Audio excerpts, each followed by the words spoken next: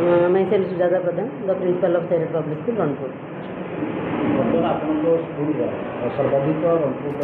ସେଥିପାଇଁ ନିଶ୍ଚିତ ଭାବରେ ମୁଁ କହିବି ଯେ ଆମେମାନେ ବହୁତ ଖୁସି, ବହୁତ ଗର୍ବିତ ମଧ୍ୟ ଯେ ରଣପୁରରେ ଏତେ ସ୍କୁଲ ଥାଇକି ମଧ୍ୟ ଆମ ସ୍କୁଲର highest number of students achieve କରିଛନ୍ତି ଓଏଭିରେ।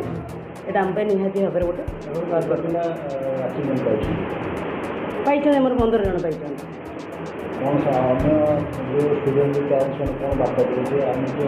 ବାର୍ତ୍ତା ଏହା ଦେବି ଯେ ଯେତେ ଆମେ ଗୋଟେ ପ୍ରାଇଭେଟ୍ ସ୍କୁଲରେ ରହିଲେ ବି ମଧ୍ୟ ନିହାତି ଭାବରେ ଆମେ ପିଲାମାନଙ୍କର ଫ୍ୟୁଚରଟାକୁ ଆମେ ଆଗ ଦେଖିବା।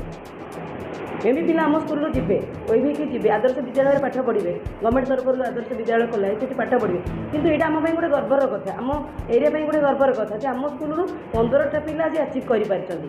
ୟା ଭିତରେ ବି ଆମ ଟିଚର୍ସମାନଙ୍କର ମୁଁ ଆଜି ଗର୍ବର ସହିତ କହିବି, ମୋ ଟିଚର୍ସମାନେ ଆମ ପିଲାଙ୍କ ପଛରେ ବହୁତ ତାଙ୍କର ଅଛି, ସାକ୍ରିଫାଇସ୍ ଅଛି ଏବଂ ସ୍କୁଲ ସେତିକି ଆଜି ଡେଭଲପମେଣ୍ଟରେ ଅଛି ବୋଲି ମୋର 15ଟା ପିଲା ଆଜି ଆଚିଭ୍ କରିପାରିଛନ୍ତି।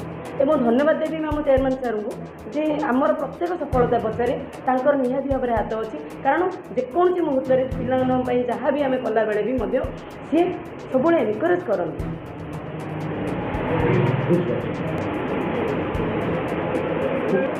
ଏଇଟା ଗୋଟେ ଜିନିଷ କ'ଣ କି ସେମାନେ ହେଉଛନ୍ତି ଛୋଟ ଛୁଆ, ତାଙ୍କୁ ଆମେ ଆମର ଗାଇଡ଼ଲାଇନ୍ ହେଉଛି ତାଙ୍କ ପାଇଁ ମୋଷ୍ଟ ଇମ୍ପୋର୍ଟାଣ୍ଟ ଥିଙ୍ଗ ହେଉଛି ଆମର ଗାଇଡ଼ଲାଇନ୍।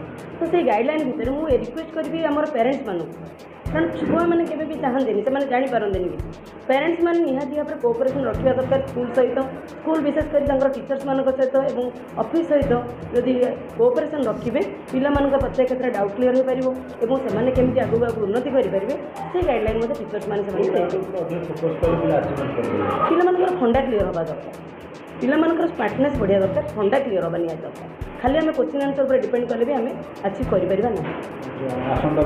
ଏହା କହିବି ଯେ ପ୍ରତ୍ୟେକ ବର୍ଷ ତ ଆମ ସ୍କୁଲ ଏଇ 14-15 ଆଚିଭ୍ କରୁଛି, ଗଲା ବର୍ଷ ବି ଆମର 13ଟା ପାଇଥିଲା, ଏ ବର୍ଷ 15ଟା ପାଇଛନ୍ତି।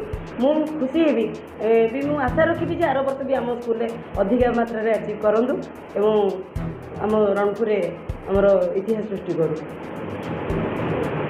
जय जगन्नाथ। मोर परिचय होची, मो नाम प्रभात कुमार प्रधान, चैरिटी पब्लिक स्कूल चेयरमैन।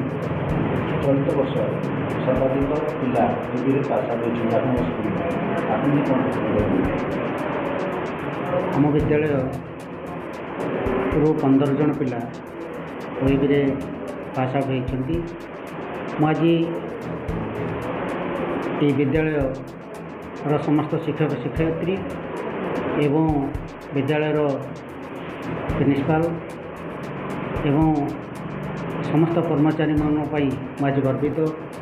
ये विद्यालय आज गर्वित रणपुर ब्लॉक रे आज चैरिटी पब्लिक स्कूल 15 जन पिला को वेब 1 नंबर करी छाड़ी बेले जी खुशी लगुच 15 जन पिला आम पाखु पढ़ाऊँगी से भी दुख लगुच। आज से प्रभु जगन्नाथ आशीर्वाद एवं समस्त शिक्षक शिक्षयित्री मानकर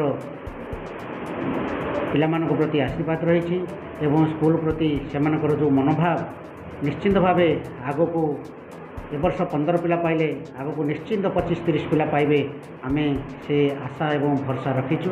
आम सहित आम पेरेंट्स बंधु मान अच्छी से हाथ ए विद्यालय प्रति रही एवं पिलामान प्रति रही समस्त सहयोग आज ये विद्यालय आग को चली।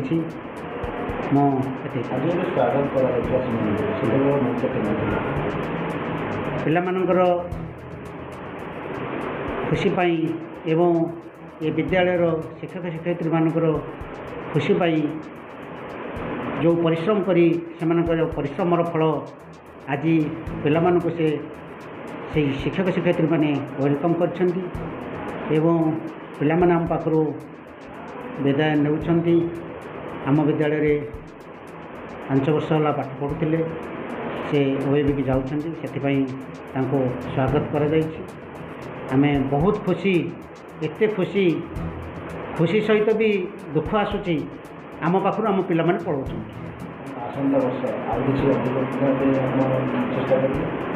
निश्चिंत शिक्षक शिक्षयित्री माने अपना चेष्टा चलई आम निश्चिंत भाव ए वर्ष 15 पिला पाइले 15 रु अधिक पिला निश्चित भाव ए स्कूल ओएबी की छाड़ एवं नवोदय को छाड़।